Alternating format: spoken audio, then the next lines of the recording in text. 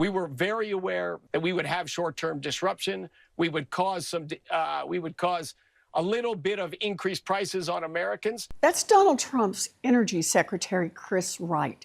He's saying out loud what we all know. Donald Trump's war with Iran is already making your life more expensive. Look, none of this is a surprise. The Trump administration knew full well that this would happen at the same time they were promising no new wars and lower costs. Donald Trump dragged the American people into a reckless, illegal war with Iran, a war based on lies, and a war that was started with no imminent threat to our nation. Already, at least 13 American service members have been killed, and about 200 more have been injured. And there is also a real financial cost to this war. I'm going to get into how this raises costs for you, but I want to start with just the cost of the war. Can you guess how much the U.S. spent on just the first 6 days of the Iran conflict? $11.3 billion. That's the estimate. We also lost 3 F-15 aircraft in just the first 2 days. You want to guess how much that cost us? $300 million. And can you guess how much the U.S. is spending a day on the war? Now, keep in mind, it's been 19 days. The answer? At least $1 billion a day.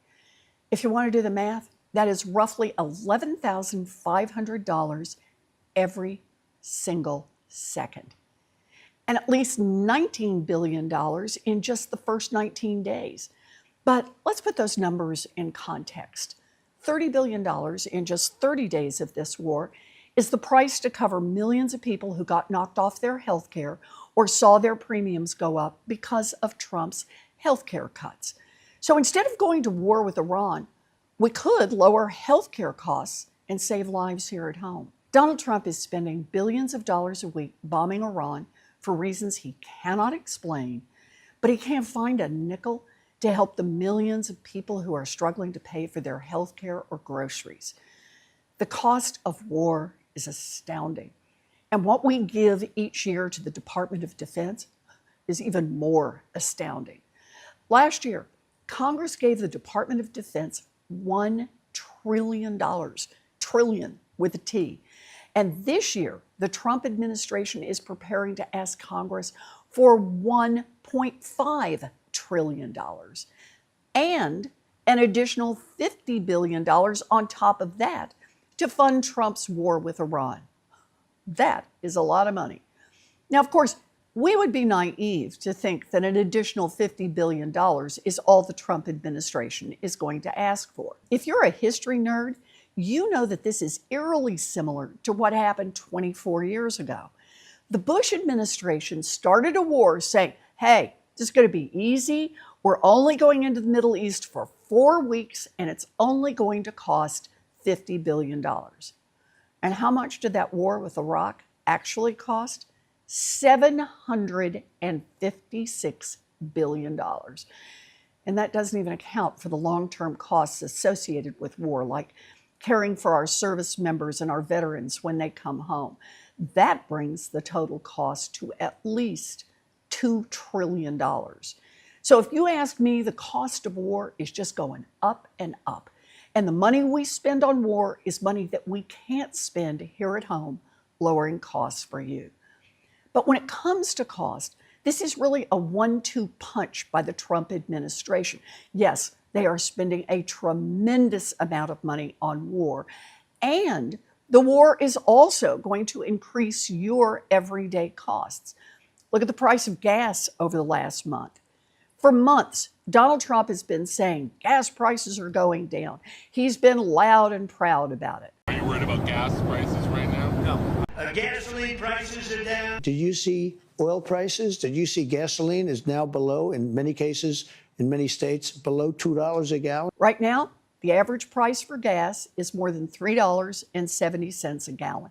That's almost 80 cents higher per gallon than it was just 1 month ago, since Donald Trump started this war.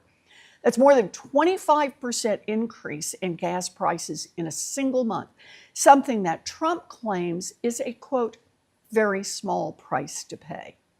Spoken like a billionaire. But come on, we haven't seen gas prices jump this much since Russia launched its full-scale war on Ukraine. And here's what's happening. This war is choking off the Strait of Hormuz, a shipping route that carries a lot of goods to market. This is where roughly 1/5 of the world's oil and natural gas supply comes through. And right now, it's all bottled up. So gasoline prices are going up. And let me be clear, the cost of gas has gone up by almost 80 cents so far.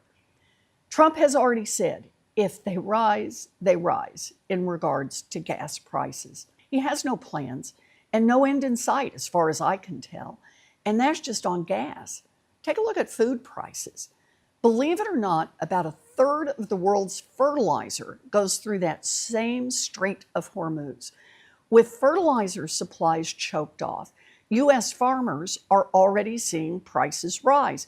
One farmer said his fertilizer suppliers are warning that they just can't get the fertilizer.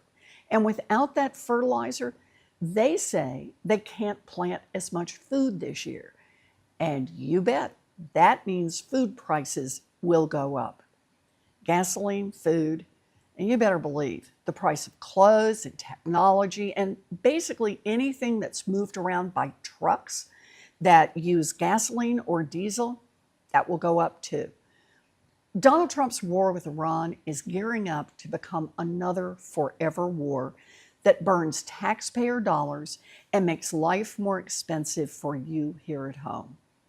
And look, we want to spend what's necessary to keep the U.S. safe. But the Trump administration has initiated a war that is endangering everyone. You shouldn't be forced to pay the price for a war that most Americans don't want in the first place. I'm going to keep fighting to end this war and to actually put money behind programs that lower your costs. That's what Donald Trump promised, and that's what you deserve.